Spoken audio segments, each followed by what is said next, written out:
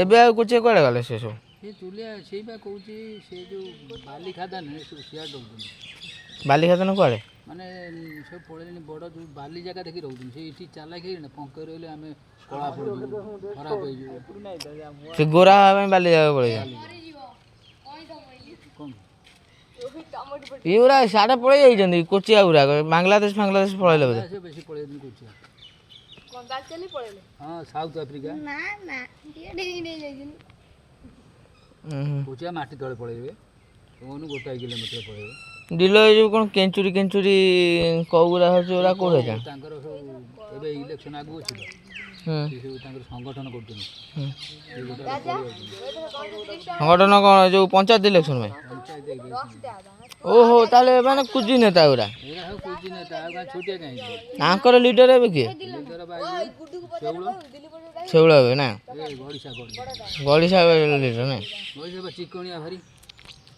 ସେ ସବୁ ସରପଞ୍ଚ ହେବେ ନା? ମାଗୁର ଫାଗୁର ସେ ସବୁ ଯାଇଛନ୍ତି ଦୁବାଇ ଫୁବାଇ, ପଇସା ଆଣିଲେ MLA MP ହେବେ ଆଉ।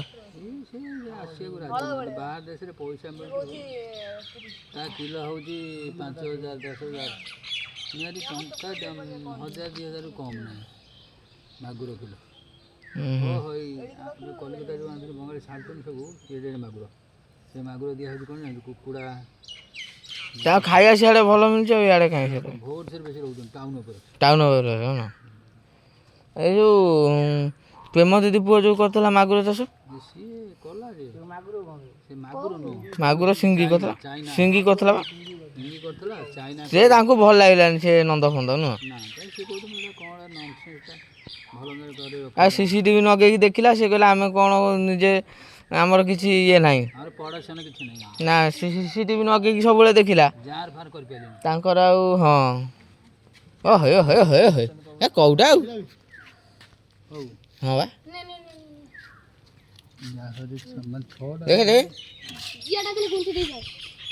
ଇଏ ଆଇଥିଲା ମିଟିଂ କରିବାକୁ ରେ ଧଦେଲା ଦେବେ। ହେ ଆସମିଲେ ହଉ ଠିକ୍ ଅଛି।